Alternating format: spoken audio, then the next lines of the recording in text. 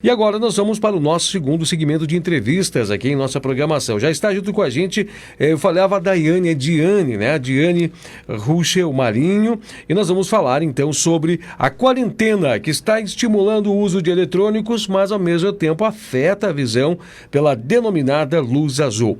Acho que para nós começarmos o assunto, né? Uma apresentação, uma saudação especial à nossa audiência. Nós queremos agradecer o carinho, nós queremos agradecer também por essa prestação de serviço à nossa sociedade aqui da Serra e a oportunidade que nós temos de falar de um assunto tão importante, que é essa emissão da luz azul. Primeiramente, uma saudação, seja bem-vindo à nossa programação. Bom dia. Bom dia a todos. É um prazer poder participar do seu programa. Muito obrigado. Eu que agradeço de todo o coração a voluntariedade em prestar um serviço tão essencial à nossa sociedade. Para nós começarmos, acho que falar diretamente com a nossa audiência, conversar com os pais, com as mamães que estão nos acompanhando, o que seria a luz azul, para o pessoal poder entender? A luz azul é uma irradiação eletromagnética que todos nós estamos expostos, né? A gente está sempre exposto a tudo quanto é tipo de luz.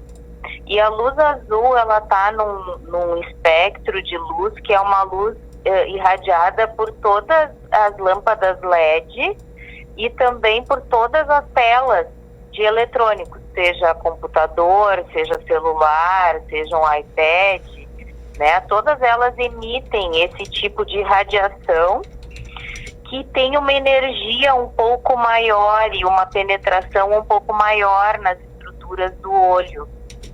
Então, assim, ter uma certa quantidade de exposição à luz azul faz parte da nossa vida. O problema é quando existe um excesso, né? Porque daí a exposição excessiva pode causar danos cumulativos ao longo dos anos, né?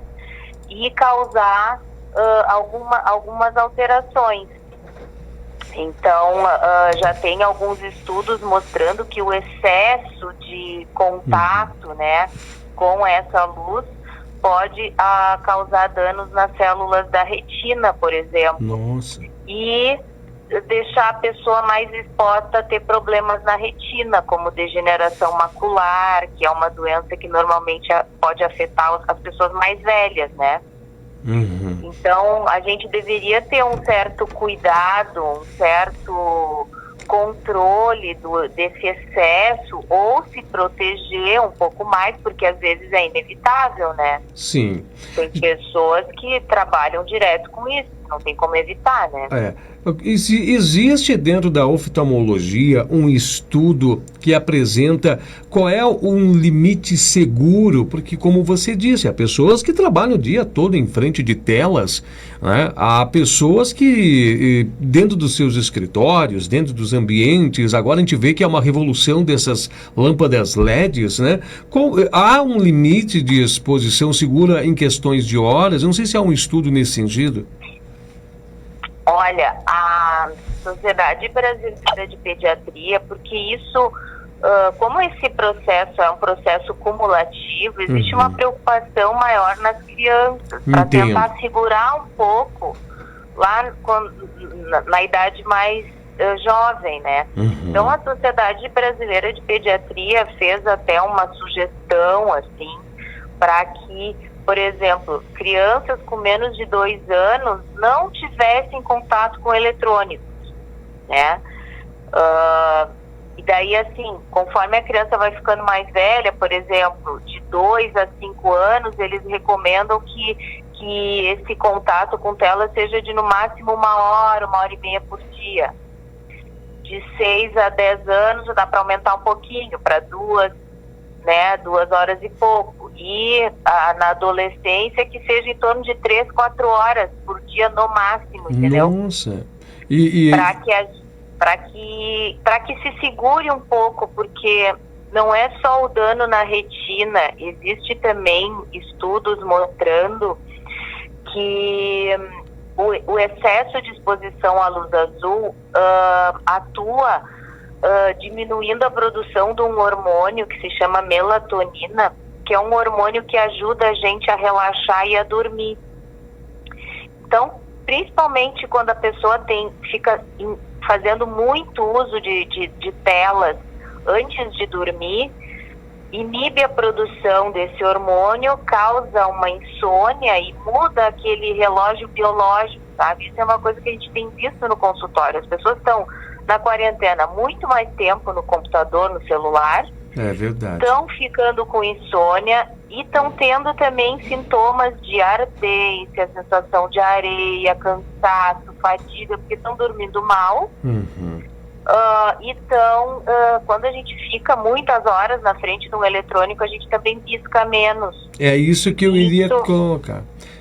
Pode concluir, eu ia fazer uma colocação sobre isso, até porque a gente observa que muitas pessoas estão tendo problemas com a lubrificação ocular, né? Isso também é um outro problema, que não está diretamente relacionado com a luz azul, mas está relacionado com o uso constante do eletrônico, que inibe um pouco o piscar, porque a gente fica muito alerta, né? E acaba piorando a lubrificação ocular e causando esses sintomas todos de irritação, olho vermelho, ardência, né? Sabe então a gente sempre deveria dar umas paradinhas, assim, né?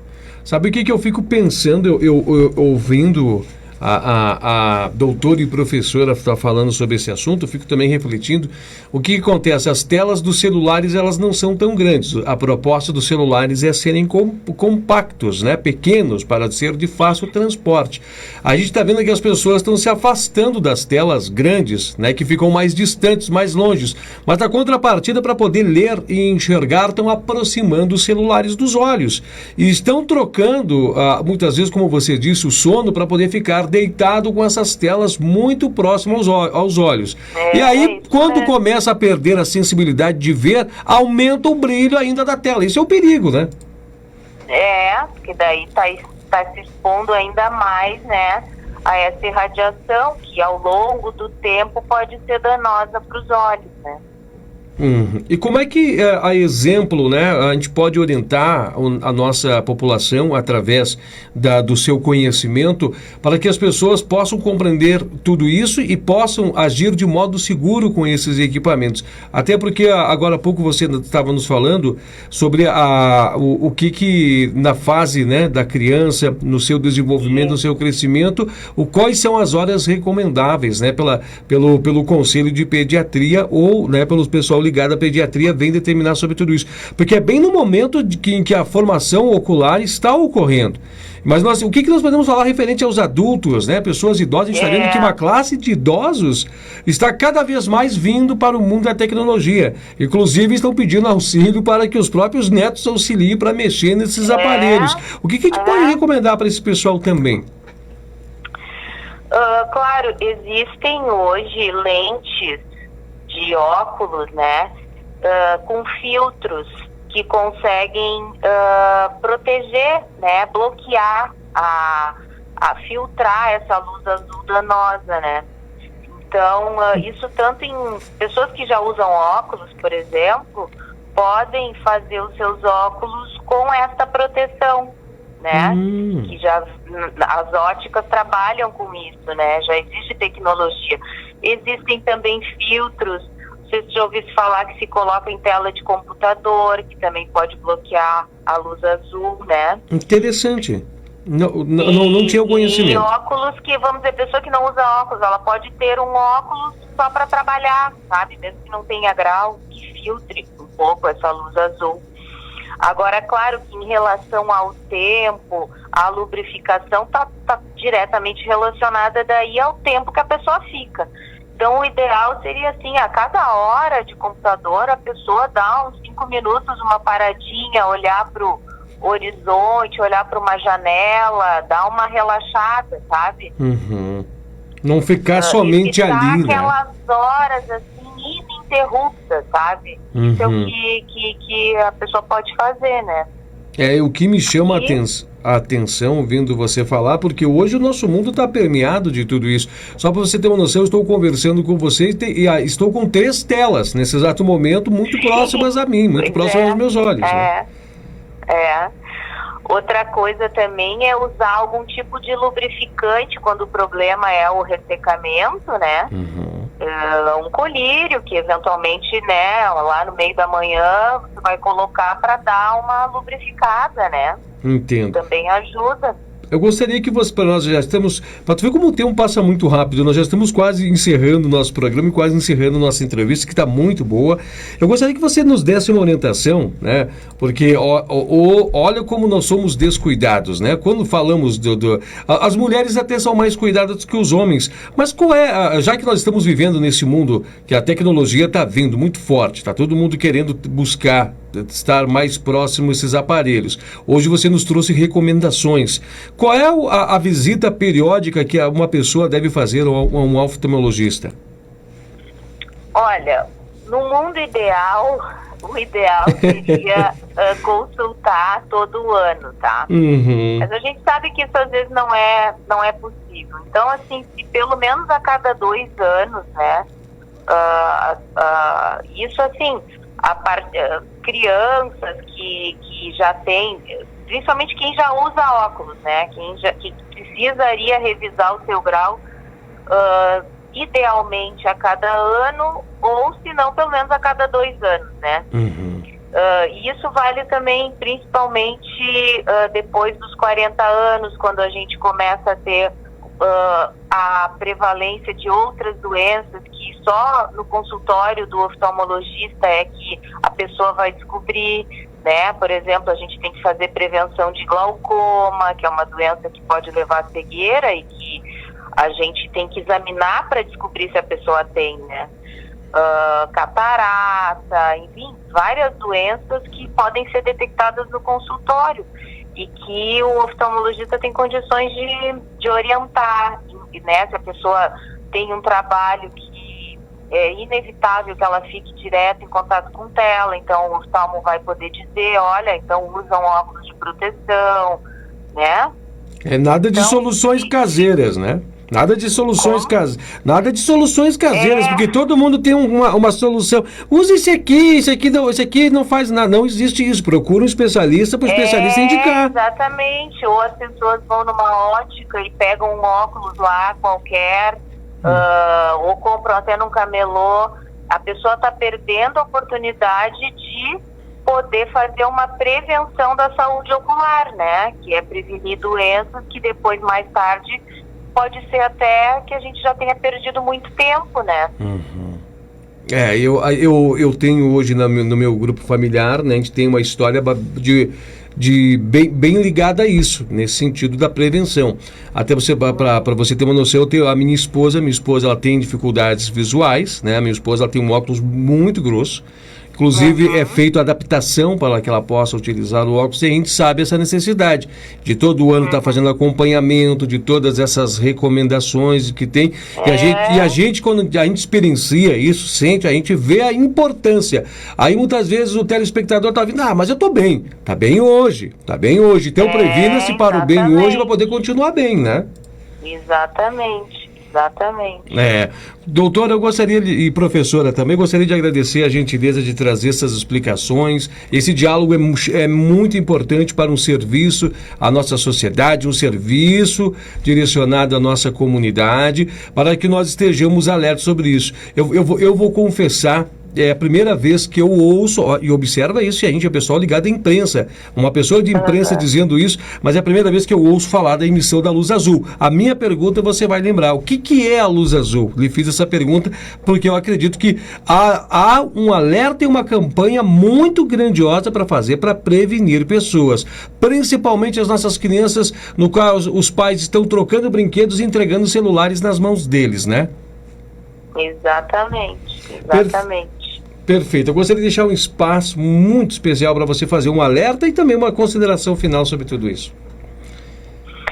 Isso, a quarentena levantou muito esse fato da gente se expor mais aos eletrônicos. É inevitável, a gente está confinado, a gente está trabalhando no computador, a gente está comprando pelo computador, a gente está pedindo comida pelo computador, pelo celular, é inevitável. E a gente tem visto que o consultório está com muito mais queixas, né, relacionadas à lubrificação ocular, a cansaço, a insônia, e a gente sabe que isso está relacionado à emissão de luz azul e ao tempo que a pessoa fica em contato, né? Então eu acho assim, a minha recomendação seria tentar, né, dentro do possível, principalmente crianças, dar essa segurada no tempo que elas estão expostas, que a gente vai estar prevenindo que elas lá no futuro possam ter um problema. Quando isso for inevitável, por questão da profissão e da contingência mesmo, usar algum tipo de proteção, lubrificar os olhos, né? E tem outra coisa que a gente não comentou, que também é importante. Há tempo, pode falar. Há tempo. E uma coisa que também está provado, né, é que assim, quando a criança se expõe excessivamente ao contato com telas muito próximas, e aqui a gente fala principalmente do celular, né, aumenta a chance dessa criança ter uma miopia. Então, existe uma previsão que daqui 20, 30 anos, metade da população seja míope. São as pessoas que são crianças agora, né? Porque isso está comprovado. A miopia aumenta naquela fase da vida da criança que o olho está se formando, né?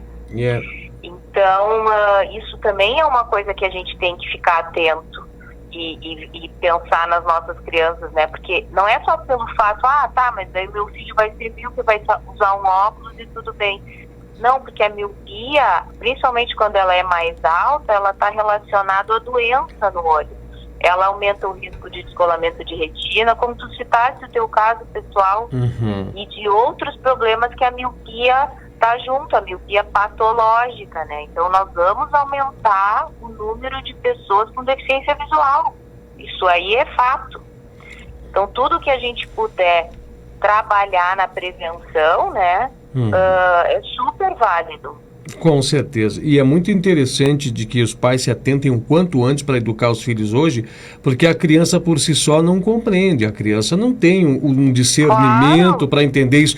Cabe aos pais, os adultos, a conversar, orientar e colocar os devidos, né, os devidos períodos de tempo para a criança, para poder construir nela uma pessoa responsável. Porque depois, lá na frente, ainda ela vai dizer, meu pai e minha mãe não davam atenção para isso, aguentar meu olho hoje. Então vamos fazer nossa parte hoje para cuidar um pouco, pelo menos dessa geração. E você falou muito bem, essa geração que vai mergulhar muito mais do que nós em tudo isso, que vai viver na frente de tudo isso e vai precisar aprender esses cuidados o quanto antes. Muito obrigado. Nós conversamos com a Diane Ruschel Marinho, a professora, né, ela integra chefe de serviços de oftalmologia do Hospital de Clínicas de Porto Alegre, professora da Faculdade de Medicina da UFERGS. Eu quero agradecer pelo carinho e por a gentileza de conversar com a sociedade gaúcha aqui da Serra também, né, o nosso caxiense, o pessoal aqui da nossa região, e trazer essa informação tão importante. Muito obrigado, tchau, tchau. Obrigado, foi um prazer. Bom dia, obrigada.